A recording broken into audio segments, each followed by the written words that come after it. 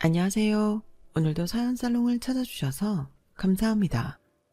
저는 서울 성북구에 사는 30대 초반의 여성이에요. 저는 올해 초 남친 어머니의 막장짓 때문에 결혼 코앞까지 갔다가 전부 없었던 일로 엎어버린 일이 있었는데요.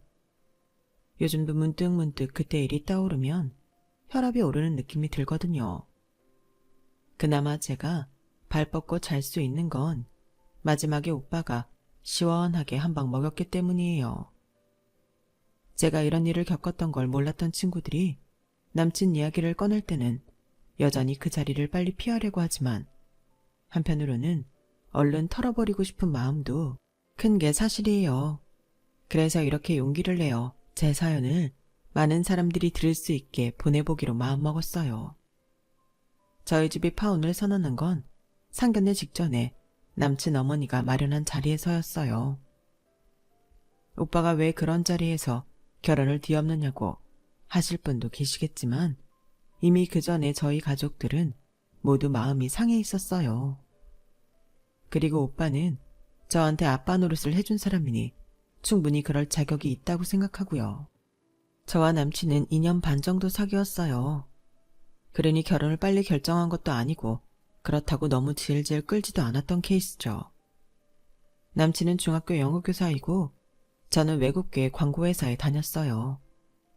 같은 대학을 나왔다는 공통점이 있어서 동창을 통해 만나 연락을 주고받게 되었고 그러다가 사귀는 사이로 발전했어요.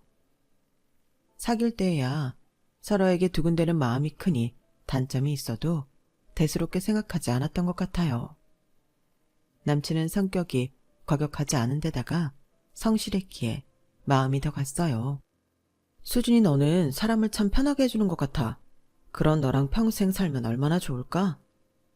이런 수줍은 프로포즈가 더 제 마음을 사로잡았죠.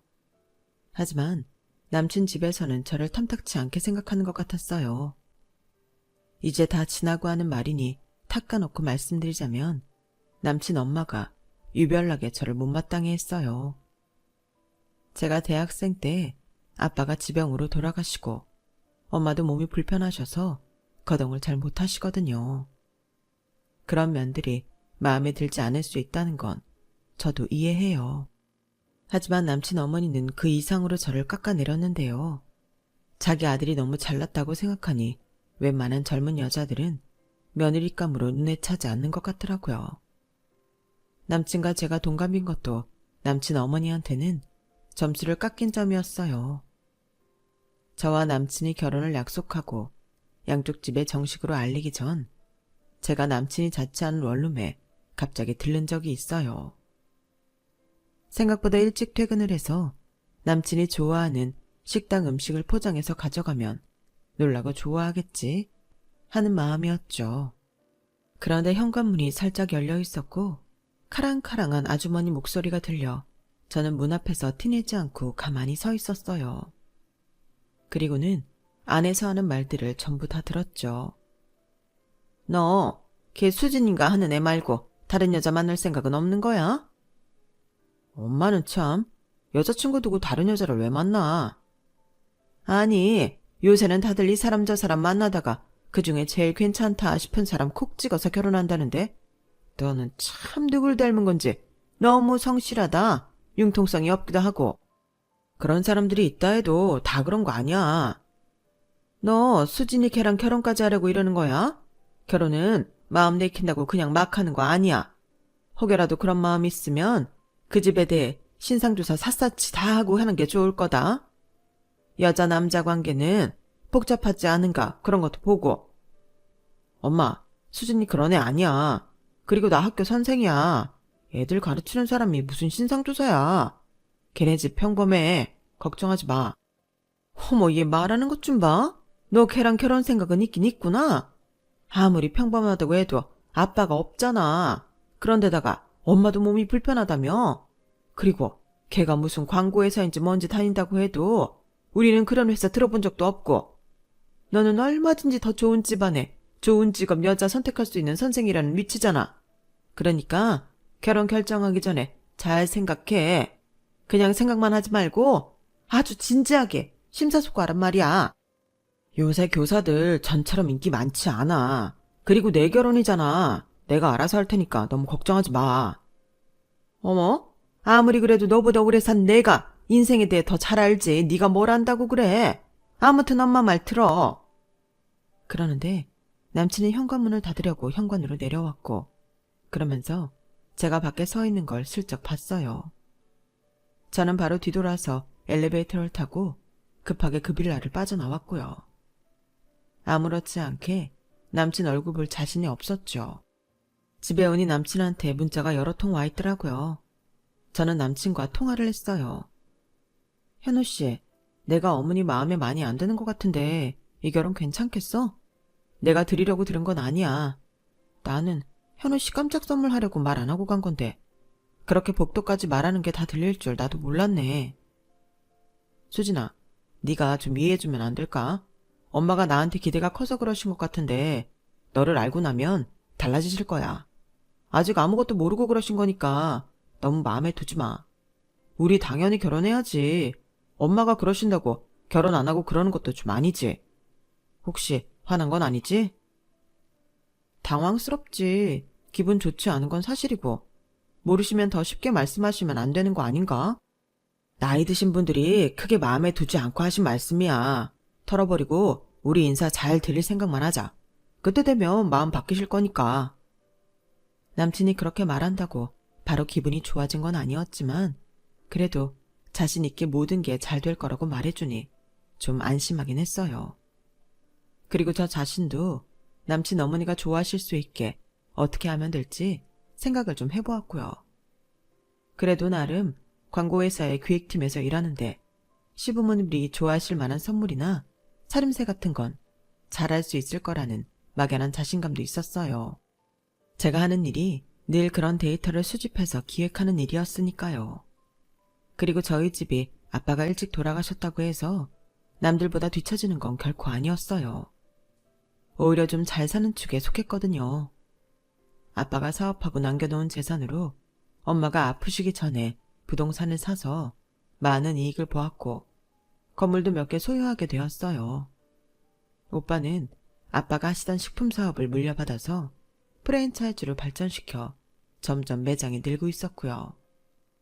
저희 집에 대해 남친도 정확히 알지는 못했으니 남친 어머니는 더더욱 잘 몰랐을 거예요.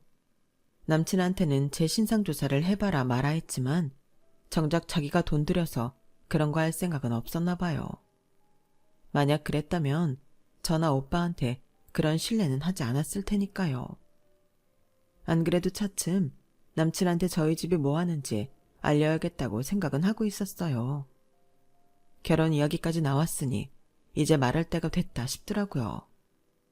제가 오빠가 뭘 하는지 엄마는 재산이 얼마인지 말하지 않은 건 그런 외적인 면보다 저라는 사람을 봐주기를 바라서였거든요.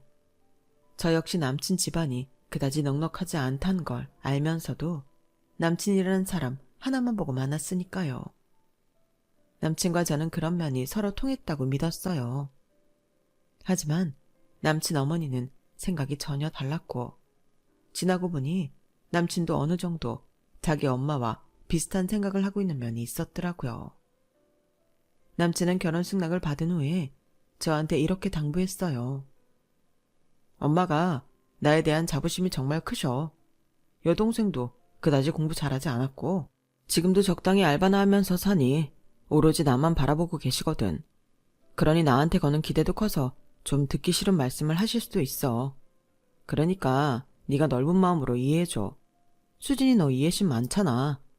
나이 많으신 분이라 생각 바꾸는 게 어려워서 그런다 하고 넘어가주면 좋겠다. 그럴게. 근데 현우 씨도 좀 노력해줄 수 있지 않아? 어머님이 조금이라도 나를 좋게 볼 수 있게 말 잘해주는 거. 이미 나한테 선입견이 있으시니 그거라도 좀 벗어나게 해주면 좋겠다. 물론이야. 나도 너 좋은 사람이라고 얘기하고 있어. 엄마가 욕심이 좀 있으셔서 그렇지 금방 괜찮아지실 거야. 그렇게 서로 다짐을 한 것도 있고 남친 어머니가 아무리 싫은 내색을 한들 그게 선을 넘을 정도는 아닐 거라고 막연하게 생각하고 있었어요. 물론 저를 마음에 안 들어하는 건 사실이었지만 그거야 얼마든지 바뀔 수 있다고 믿었죠.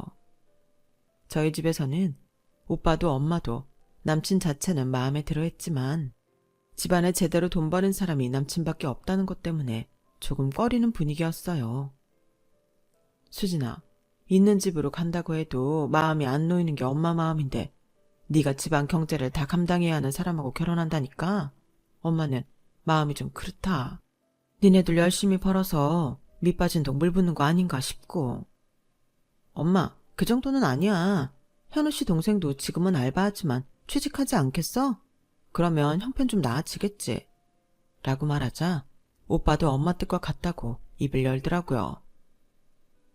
나는 집사람이랑 비슷비슷하니까 별 고민 없이 결혼했는데 너도 나처럼 그랬으면 좋겠다. 너무 차이가 나면 한쪽으로 부담이 치우치는 법이거든. 물론 그 현우라는 사람 자체가 나쁘다는 거 아니야. 그런데 결혼이 사람만 좋다고 다 되는 건 아니더라고.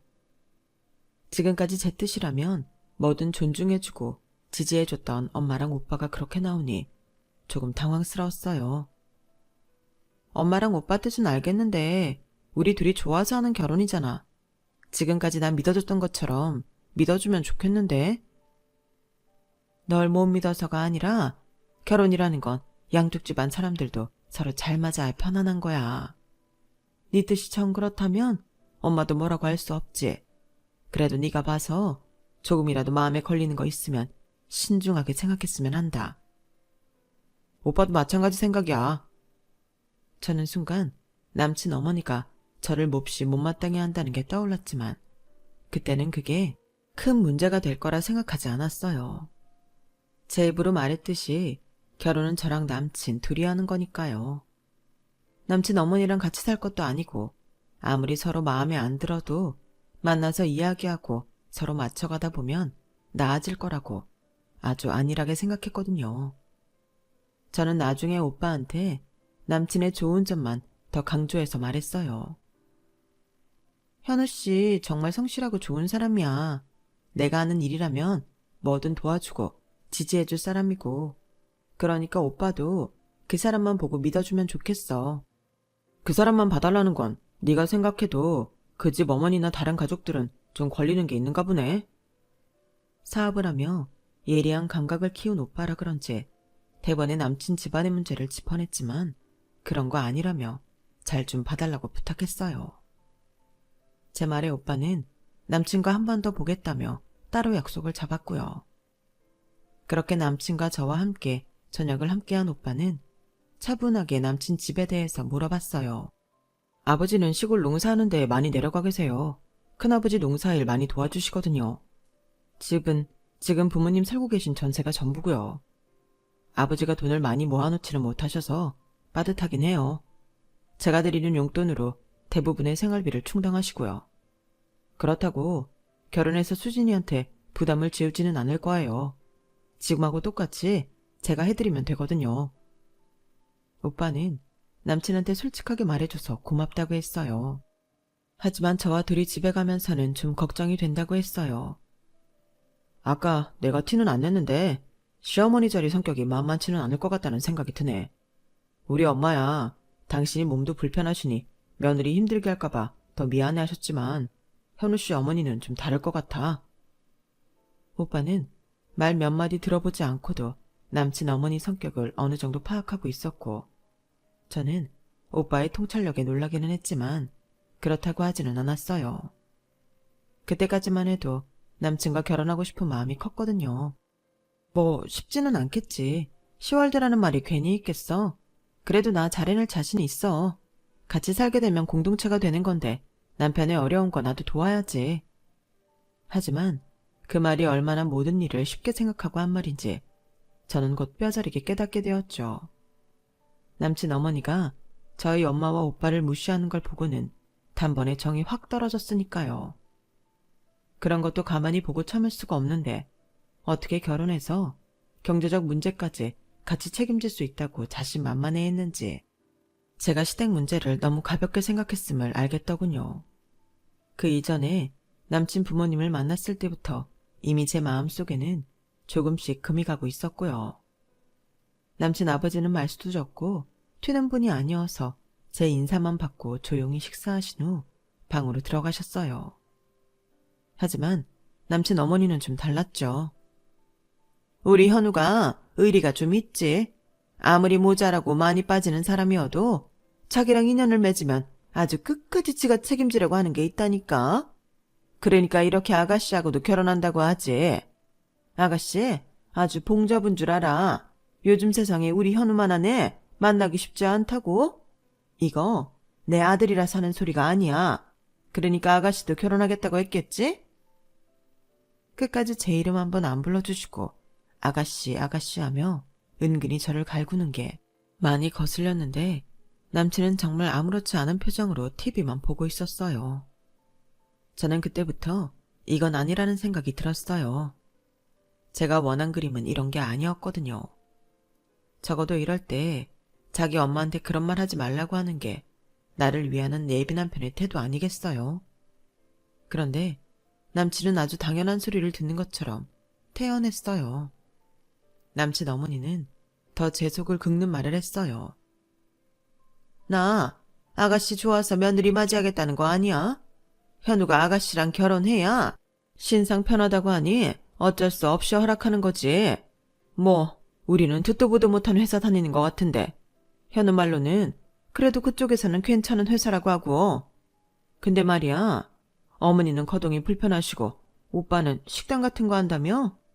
혹시 우리 현우 버는 돈 친정으로 빠져나가거나 하진 않겠지? 너 그거는 제대로 약속해야 한다.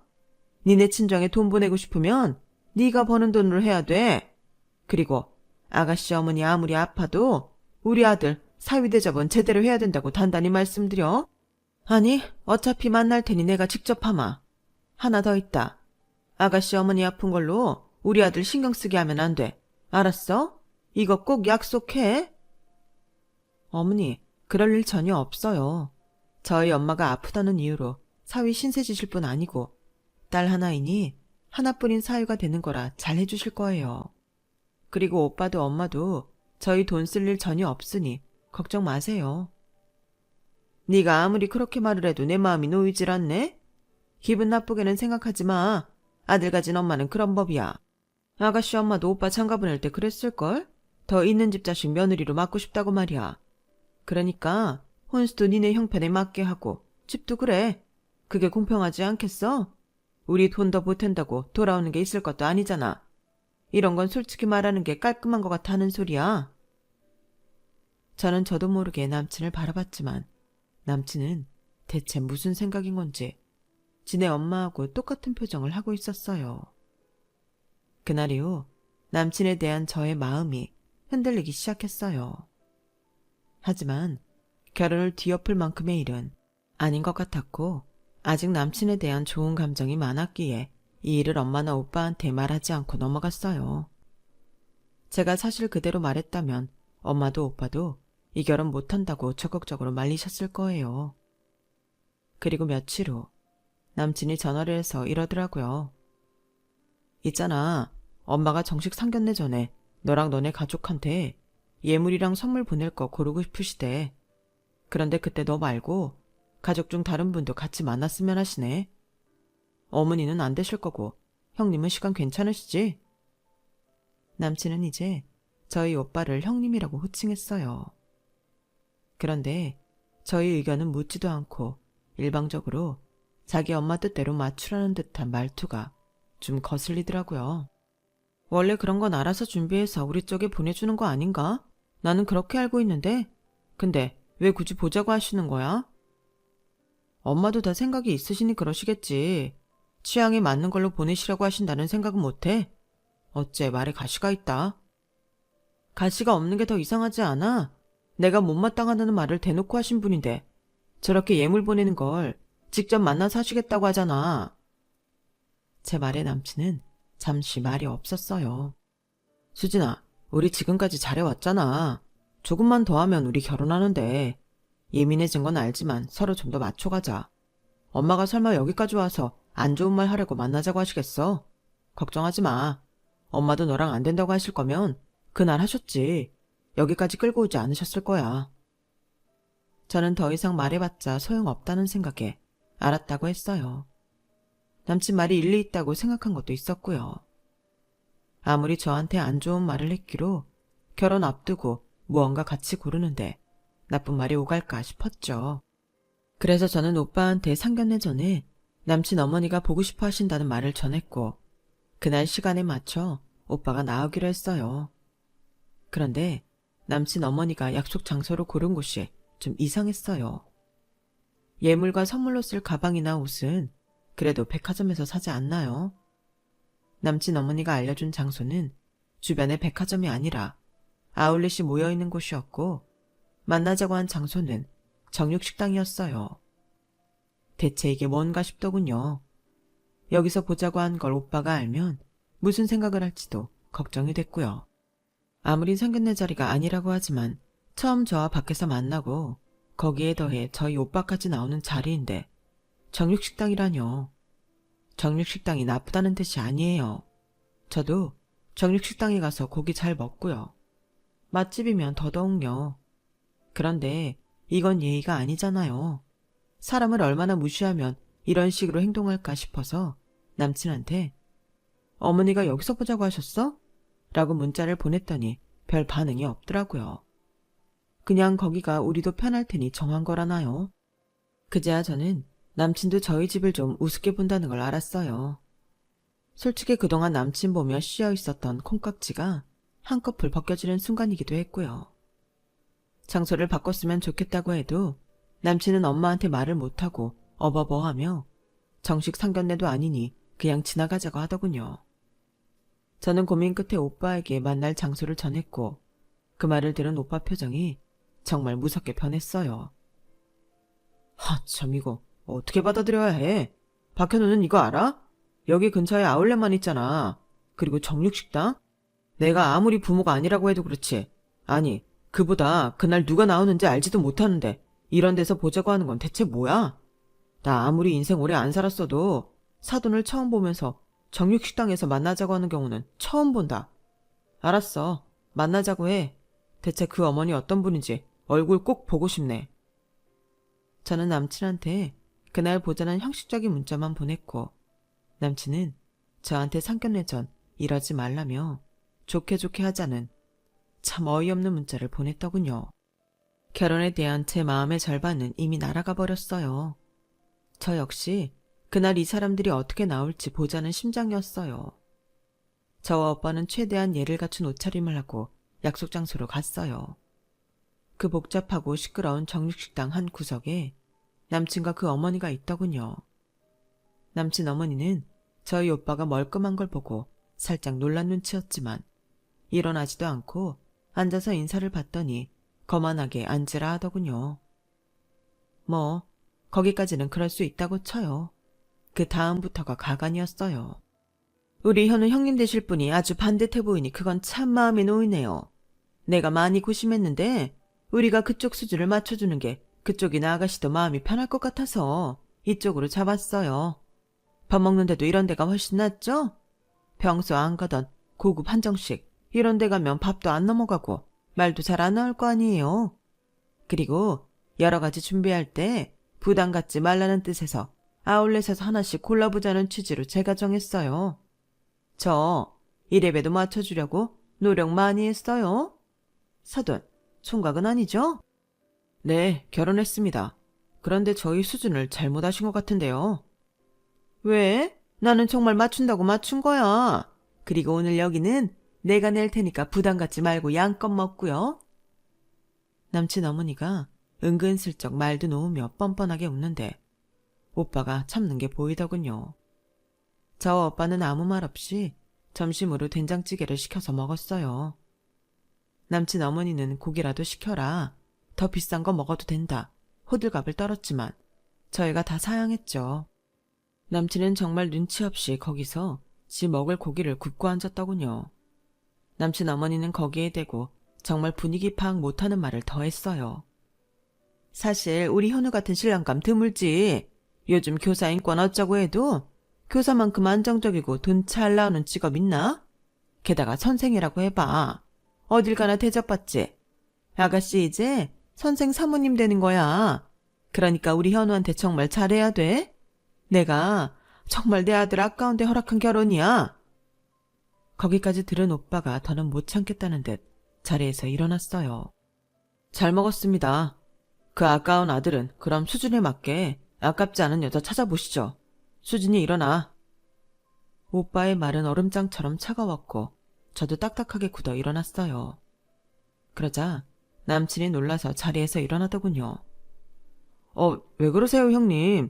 지금 하신 말씀 저희 결혼 못하겠다는 뜻인지. 내가 왜 자네 형님이야? 우리 수진이랑 아무 사이도 아닌데. 현우 씨 어머니 뜻 잘 알겠으니 저희도 이 결혼 안 하는 걸로 하죠. 그러니 저희가 먹은 건 저희가 계산하고 가겠습니다. 하며 오빠가 블랙카드를 딱 꺼냈더니 남친 어머니 표정이 순식간에 확 변하더라고요. 오빠가 계산을 하는데 남친과 남친 어머니는 그 카드 얘기를 하는 게 다 들리더라고요. 저거 부자들 쓴다는 무제한 카드 아니냐? 뭐 이런 말이요. 그런데 오빠가 계산을 하고 나가려는데 다른 자리에 앉아 식사를 하던 한 건장한 남자가 일어나서 오더니 깍듯하게 인사를 하는 거였어요. 대표님, 여기까지 어쩐 일로 오셨어요? 그것도 이런 시간에요. 아, 잠깐 동생하고 볼 일이 있어서. 요즘 장사는 잘 돼요? 이쪽 상권 요즘 그래도 좀 나아졌죠? 네, 그동안 이쪽이 죽었다 뭐다 말이 많았는데 그래도 젊은 사람들 좋아하는 프랜차이즈 많이 들어오고 하면서 나아진 분위기예요. 저희도 그때 들어오길 잘했죠. 저희 가게 한번 보고 가실래요? 지금 손님 많아요. 괜찮아요. 그건 다음에 볼게요. 근데 퓨전 레스토랑 사장님이 정작 점심은 여기서 냉면 드시네요. 아우, 저도 이런 거 먹는 날도 있어야죠. 그렇게 화기애애하게 이야기하는 소리를 들은 남친 어머니가 황급하게 다가와 저를 붙잡고 물어봤어요. 얘, 이게 무슨 소리니? 대표? 니네 오빠가 무슨 대표야? 그 말에 건장한 남자가 돌아보며 이렇게 말했어요. 땡땡땡 뷔페랑 퓨전 중식 땡땡 본사 대표님이세요. 그렇게 물어보시는 아주머니는 대표님 동생분하고 어떻게 되시는지. 그 말에 남친도 남친 어머니도 얼굴이 하얘지더군요. 아무튼 대표님, 저는 땡땡 하기를 너무 잘한 거 있죠. 그때 다른 점주 들이실 수 있는데 저랑 계약해준 것도 감사하게 생각하고 있어요. 그거야 제가 하나요. 전략팀에서 알아서 하는 거지. 그래도 대표님, 저희 서류 하나하나 꼼꼼하게 살피시고 예비 점주들 이야기 하나하나 귀 기울여 들어주셨잖아요. 아무튼 제가 좀 모자라 보였을 텐데도 제 열의를 봐주신 것 같아 저는 개인적으로 참 감사하게 생각하고 있어요. 조만간 인사드리러 갈게요. 바쁘신데 시간 뺏어서 죄송합니다. 그렇게 남자가 다시 자기 자리로 갔고 저와 오빠는 서둘러 식당을 나왔어요. 남친과 남친 어머니가 뒤따라 나왔고요.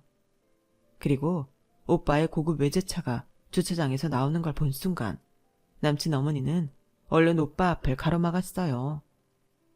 저기, 내가 오늘은 실수를 한 것 같은데 다른 날 다시 약속해서 만나자고요. 그러면 좋겠지, 사돈? 제가 왜 아주머니랑 사돈입니까? 수진아, 너 누구랑 결혼하니? 아니, 오빠. 나 결혼 같은 거 안 해. 적어도 지금은 할 사람 없어. 제 말에 남친은 눈이 휘둥그레져서 뭐라 말을 해야 좋을지 모르더라고요. 저는 그런 남친과 남친 어머니한테 말했어요. 마지막이니 한 말씀 드릴게요. 저희 수준을 뭘로 보셨는지 몰라도 지금까지 말씀 안 드린 게 있는데요. 사실 이 결혼 저희 집에서도 내켜하지 않았어요. 집안 수준이 너무 안 맞는다고요. 오빠는 프랜차이즈 대표이고 엄마는 부동산 부자인데 남자 집이 너무 기울면 제가 힘들다고 하셨거든요. 제가 거기까지 말하자 오빠가 한마디 더 했어요. 그런데 역시나 안 되겠네요. 오늘 하시는 거 보니. 돈 없으면 사람 막대하고 돈 있는 거 알면 저희 집에 빨대 꽂으시겠어요. 그러니 저희 인연은 여기까지인 걸로 하죠. 수진아, 얼른 타. 오빠 가야 돼. 알았어. 이 말만 하고. 결혼 깨는 건 내 입으로 해야 하잖아. 현우씨, 그리고 아주머니, 저 이 결혼 제가 안 합니다. 그러니 이런 거 사려고 돌아다니실 필요 없고요. 그냥 집으로 안녕히 가세요. 현우씨도 나한테 연락하지 말고. 그렇게 인사를 하고 오빠 차에 올라타 집으로 돌아오자 남친한테서 문자와 전화가 계속 오더라고요. 처음에 받지 않던 저는 늦은 시간에 한 번 전화를 받았어요. 이건 너 잘못도 있는데 이렇게 일방적으로 결혼을 깨면 어떡해? 네가 니네 집이 어떤지 얘기해줬으면 이런 일 없잖아. 그렇게 생각하는 것 자체가 문제 아니야? 내가 현우 씨 자체만 보고 마음을 정했듯이 우리 집도 그러기로 했어.